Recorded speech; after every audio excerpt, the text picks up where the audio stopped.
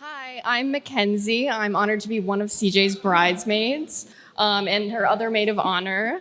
For those of you who don't know, CJ and I met back in 2019 during college here at UW Milwaukee. We were randomly assigned roommates, and I can't believe how much our friendship has grown since sharing a small, icky room in Sandberg Hall.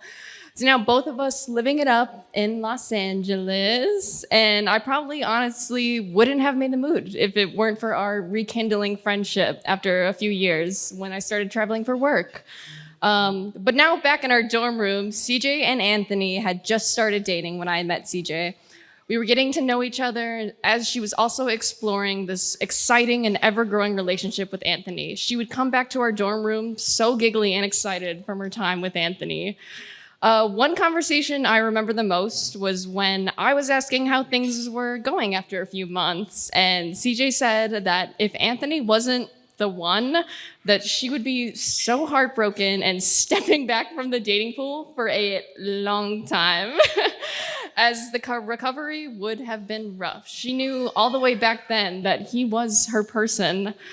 From the times that I've met Anthony in between, I could tell what they had was really special and strong.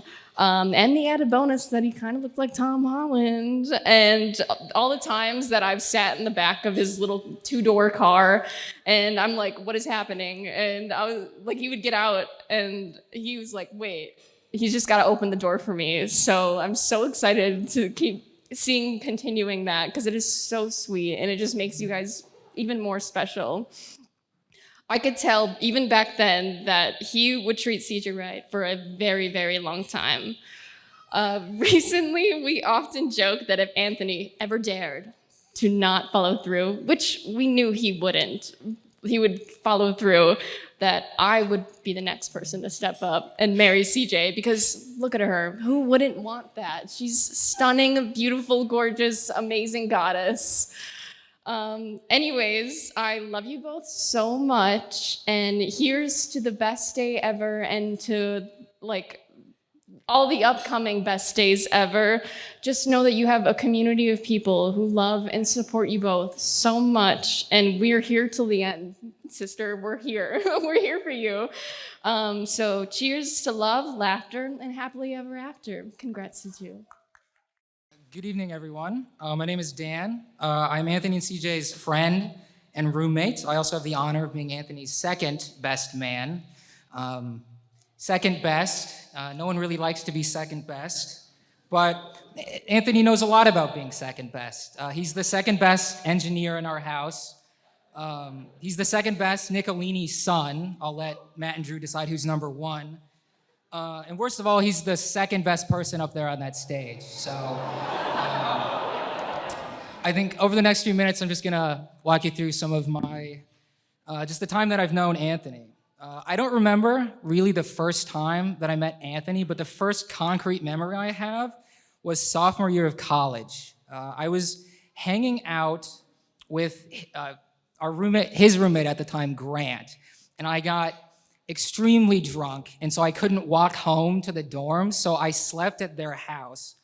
And I remember Grant had choir practice or something that morning, so I was left alone in that house to like fend for myself and try to get home. And Anthony was in the kitchen making himself breakfast. And he looked at me, he gave me this look that I can only describe as what you would give like a lost puppy or something. And he was like, oh, you look like you had a rough night. You know, can I make you breakfast? Can I get you something? And, you know, I of course accepted. And he made me bacon, eggs, and toast. And then we watched Austin Powers for some reason. I think it was The Spy Who Shagged Me. I don't totally remember. But I do remember just the generosity that Anthony showed me. And so that was kind of one of the things that first stuck out to me about him. But I think we became fast friends when I moved in with him junior year of college. And he was working really crazy hours at that point. So I didn't really see him a lot, but we always seemed to be in the kitchen at the same time cooking. And so, you know, we just kind of decided to start talking. And we just kind of realized that we had way more in common than just liking Austin Powers. And so through these really long philosophical discussions, we realized we had so much in common. We share a similar outlook on life, same opinions on most things, and just, yeah, a similar outlook on life. And our similarities have led us to sharing many weird phases in our friendships. There was the rock climbing phase. There was the 6 months we were vegan. I don't know why we did that. There's the gambling stage. There was the Valorant stage. There was so many embarrassing things. I don't want to share any stories. The only one that we still kind of do is lift weights. We used to go to the Gold's Gym 2 blocks from here, 6 days a week, and try to get big. And as you can tell, the results were kind of mixed. Still working on that, but it'll be fine. My first memory of CJ also involves food. CJ had decided to teach Anthony the family lumpia recipe. And so they had taken over the entire kitchen for the afternoon. And actually, I just remember this. There's a YouTube video of that. If you go and you search, I don't remember the title of the video, but it exists out there. So maybe at some point we'll try to find a way to get it out. But anyway, they had taken over the entire kitchen. And I was out of the house. And when I came back, the kitchen was just full of lumpia. And so I was offered a taste. And CJ told me that my task was to identify the secret ingredient. Now, I don't know how many of you guys know this, but it's a Filipino thing to put raisins in lumpia, and so I didn't know that. And so when somebody tells you to identify the secret ingredient, you don't expect it to be raisins, because when you bite into the lumpia, the raisins really slap you in the face. So it was very easy, but all I can say is that I hope that her taste in men is better than her taste in dried fruit. But my strong friendship with Anthony is also why I didn't hesitate to move in with the two of them when I moved out to Los Angeles. And, living with Anthony and CJ means that I've seen them both at their best and at their worst. I see them demonstrate their love for each other every day.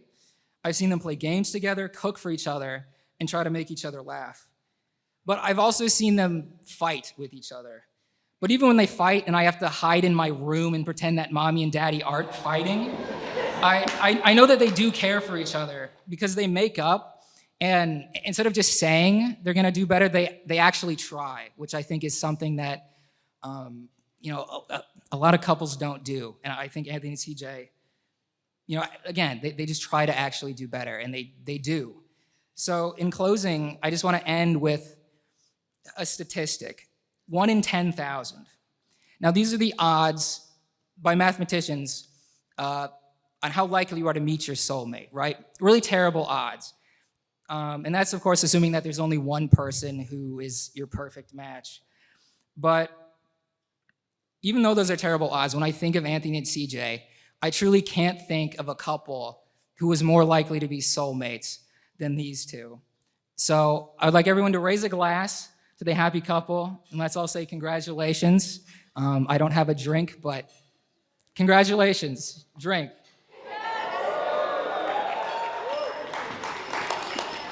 Thank you. Hello, everyone. For those of you who I've not had the privilege of meeting yet, I am Sonia. I met CJ at Milwaukee when I was 19. We were both orientation leaders at the time. We spent an entire summer together. That happened to be around the same time she met Anthony. That summer, I was truly blessed with CJ's friendship. A friend I could talk to for hours about literally anything. If you know CJ, the conversation is never dull or boring. I remember our conversations went from topics of TJ Maxx fashion, obviously, music, and a whole lot of shopping, quickly to Anthony every other word, and a whole lot of Colby Calais love songs being played. CJ started mentioning Pinterest dream wedding boards, and he really wasn't just some guy she had just met on campus. He really was the love of her life. At that time, I remember being so incredibly excited for her, but I didn't really know Anthony yet. We were 19 at the time, so I remember I kept reminding CJ if it was meant to be, it would be. Soon after, I got to meet Anthony. I was truly astonished how polite, kind, and respectful he was, and how well he treated not only CJ, but every single person in the room. The way they looked and laughed with one another made it obvious that their connection and genuine care for one another was strong and continues to grow every single day. Anthony and CJ complement each other so incredibly well, and I'm so blessed to have them in my life. May you always have unwavering faith and trust, endless support for each other, and respect at the center of your hearts. I love and truly admire you both. Cheers to the newly Nicolinis! Hello, everyone. For those who don't know me, my name is Matt Nicolini. I'm Anthony's older brother. I have a few stories about first impressions. First impressions often set a tone of your relationship with someone. When I first met Anthony, it was at the hospital, and he had just been born. My parents told me his name. I got to meet my little brother. They sat me down, put him in my arms, and within seconds he started crying. And that was my first impression of Anthony. As we grew up, we fought. We were brothers. He was my younger, annoying little brother, who I love, but we fought. My mom sat me down one day and said, you gotta stop fighting with your brother. And I looked at her with my preteen eyes and I said, Mom, we fight now, but one day we're gonna be best friends. And here we are today. Forward about a decade or so, Anthony goes off to college. He's in Milwaukee. We just found out that he's moving into a new apartment, and more importantly, we know he has a girlfriend now, and we're getting to meet her. The only thing I know about her is her name is CJ, and the first impression I had of her was she lights up the room. She shows how much she loves Anthony, and she brings everyone around her up higher and makes their lives better. We packed up in the car. My mom turned around and said, that's the woman your brother's gonna marry. So I like to take a bit of an ending here with first impressions are like a seed. It's something that you plant at the beginning, and it takes love and compassion, understanding to grow. And I'd like to raise a glass to Anthony and CJ that they can continue to take this first encounter, this first impression, have it grow and flourish into something beautiful for the rest of your lives. I love you both. Congratulations.